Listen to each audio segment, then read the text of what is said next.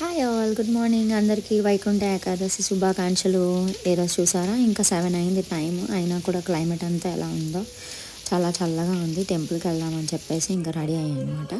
First ఇంట్లో దీపం పెట్టేసుకున్నాను, ఆ తర్వాత అయితే టెంపుల్కి వెళ్ళిపోయాను. సో మీరు కూడా నాతో పాటు వేడుకొండల వాడి దర్శనం చేసేసుకోండి. ఈరోజు లాస్ట్లో లైక్, షేర్ అండ్ సబ్స్క్రైబ్ చేయడం మాత్రం మర్చిపోకండి.